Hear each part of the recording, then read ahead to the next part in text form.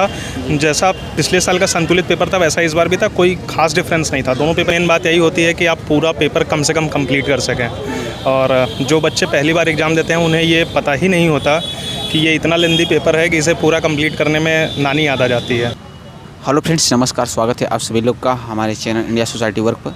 तो फ्रेंड्स, आज UPSC GS paper 4 ethics का जो अभी निकलने वाले बच्चे, लिए हम उनके सामने रिव्यू करेंगे कि इनका पेपर कैसा गया, किस प्रकार के लेवल से है, प्रीवियस ईयर की तुलना में क्वेश्चन कैसे पूछे रहे हैं, ईजी, हार्ड या मॉडरेट, किस प्रकार का क्वेश्चन था, एक एक करके सब रिव्यू करेंगे। और फ्रेंड्स, यदि हमारे चैनल पर पहली बार हो तो सब्सक्राइब कर लीजिए, बेल आइकन को भी प्रेस कर लीजिए।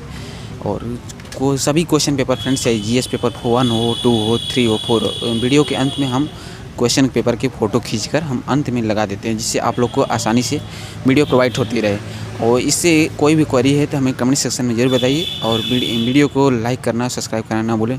तो चलिए मिलते हैं किसी। चलिए भैया, अपना नाम सबसे पहले बताइए। अमित पांडे। कहाँ से हैं? यहीं इलाहाबाद से। कैसा एग्ज़ाम गया आपका? मेरा तो एग्ज़ाम ठीक गया इसमें। और ये लास्ट एथिक्स का पेपर था, जीएस पेपर 4, ये कैसा गया आपका? मेरा तो ठीक गया। इसमें सबसे मेन बात यही होती है कि आप पूरा पेपर कम से कम कंप्लीट कर सकें, और जो बच्चे पहली बार एग्ज़ाम देते हैं उन्हें ये पता ही नहीं होता कि ये इतना लेंदी पेपर है कि इसे पूरा कंप्लीट करने में नानी याद आ जाती है। टाइम के अकॉर्डिंग आपने पूरा कंप्लीट कर लिया है, फिर टाइम की कमी रह गई आपके पास, इससे क्या करना? हाँ, चूँकि मैंने पहले एग्ज़ाम दिया है ये मेंस का, और मेरे पहले ही क्वेश्चन छूट चुके हैं, तो मुझे पता चल चुका था कि इसमें कैसे लिखना है और क्या करना है, कितना मैनेजमेंट करना है, इसलिए मेरा नहीं छूटा। कौन सा अटैम्प्ट है आपका? ये मेरा चौथा अटैम्प्ट है। और मेंस कितनी बार लिख रहे हैं? ये मेंस का मेरा दूसरा चांस है। हालांकि यूपी पीसीएस का मेंस मैंने 2 बार पहले और 1 बार इंटरव्यू दिया है। और इसमें इंटरव्यू लेवल तक पहुँचे?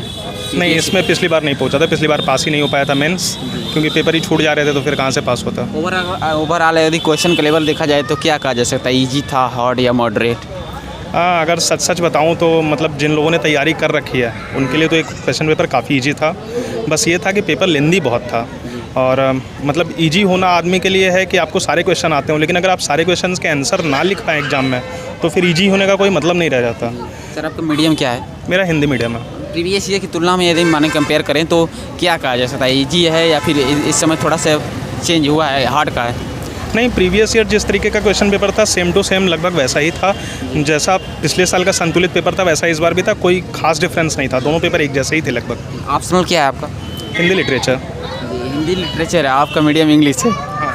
इंग्लिश नहीं है, हिंदी ही मेरा मीडियम है। क्योंकि हिंदी लिटरेचर के लिए आपने कहाँ से तैयारी किया, कंटेंट वगैरह के बारे में अगर बात करें तो? हिंदी लिटरेचर के लिए जी, हिंदी लिटरेचर के लिए तो एक ही मार्केट में चीज़ें अवेलेबल है, वो है दृष्टि।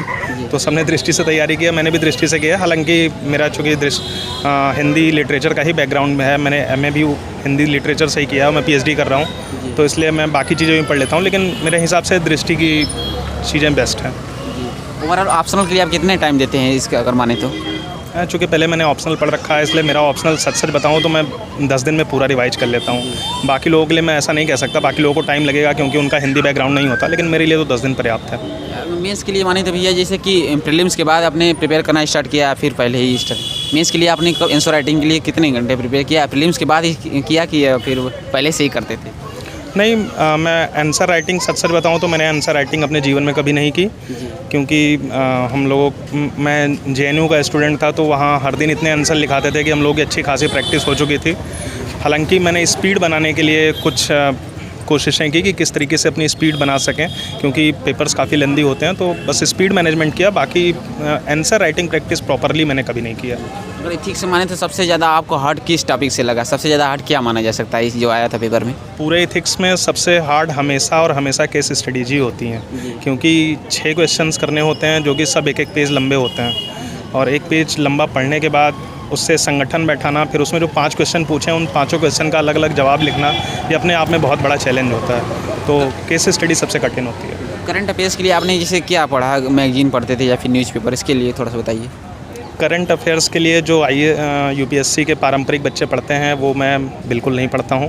मैं प्रतियोगिता दर्पण को पढ़ता हूँ, और लोगों को लगता है कि प्रतियोगिता दर्पण से सिविल सर्विसेज में मतलब यूपीएससी में क्वेश्चंस नहीं आते, जबकि ऐसा नहीं है।